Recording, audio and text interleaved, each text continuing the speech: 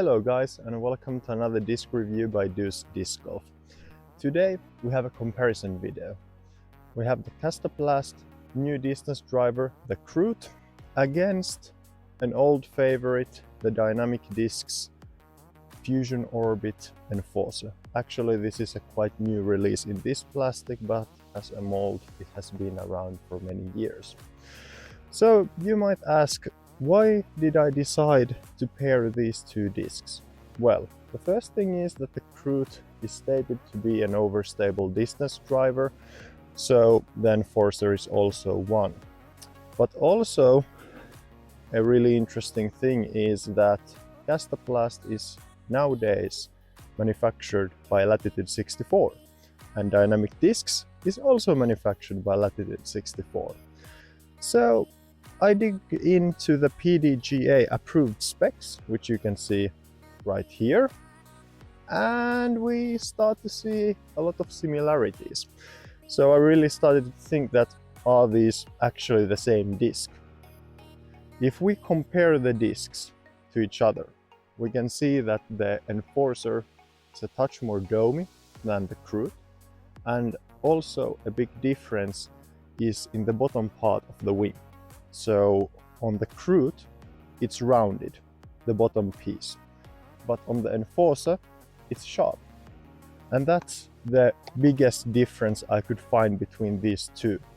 They have the same depth, they have the same diameter, they have the same rim width, and even their wing shape is quite similar. So let's quit talking and start with the Hyzers. Let's go with the Krut first.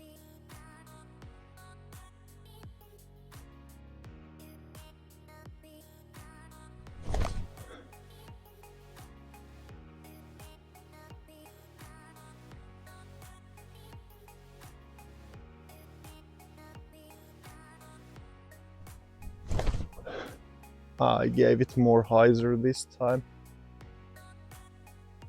but pretty much on the same place. I think that's a touch shorter than the last one, 96 meters. So yeah, it was quite a spike Hyzer, to be honest. I think I need to throw some smaller Hyzers. Big thanks to Aki for taking all the measurements and throwing the discs back. All right, steep Hyzers are thrown.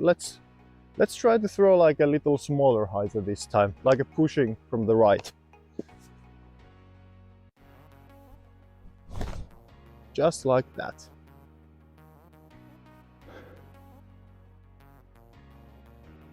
Now we're a bit further.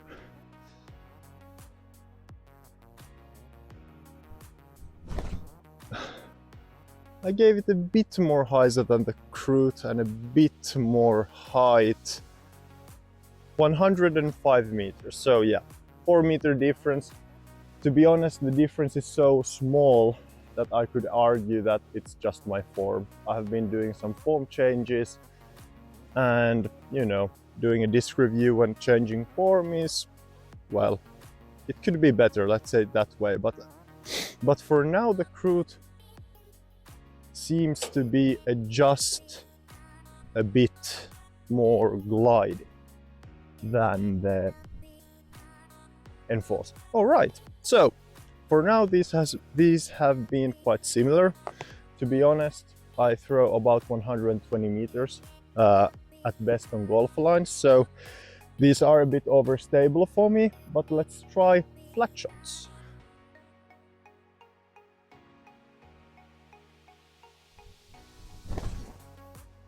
Touch nose up, maybe a touch of Annie. Not sure.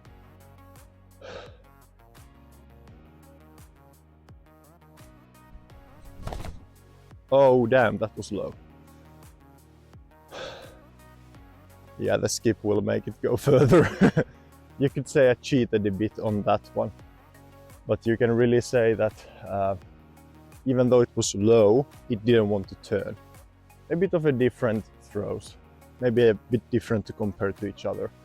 117 meters, that was quite a good one. Of course the skip was really big. I would say the skip was like 20 meters of the shot, but hey, it is what it is. Let's see Aki throwing them back. Aki actually has, I would say, 20 to 30 meters bigger arm than me. He can throw like 140. So let's hope this shows on the camera well.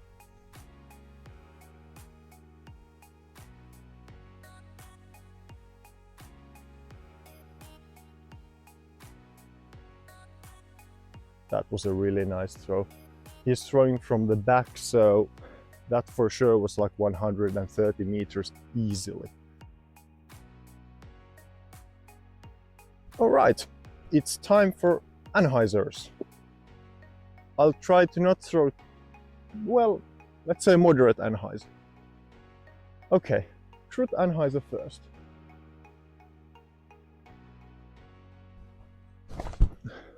A bit of a yank, fighting out nicely back. Fairly good glide, to be honest. It's a 12.404 disc. But to be honest, it doesn't really seem like one. 126 meters. Really long shot, to be honest. About the wind, we actually don't have any. Maybe a breeze of 1 or 2 meters per second, but nothing notable. Let's try to do the same with the enforce. I gave it a bit more Anhyzer, but it's fighting actually quicker than the Krut. But let's see the distance. He's saying exactly the same. They landed like in a meter. So 126 for both. Let's see how Aki throws them. So you can see Aki can get a flip from the Krut, even though he's throwing it quite high in the air, it's still flipping on him, which is against the 0 that the Krut says for turn. Let's try one time flat shots again, because I'm really poor at throwing flat shots and I threw these a bit different, so let's try one more.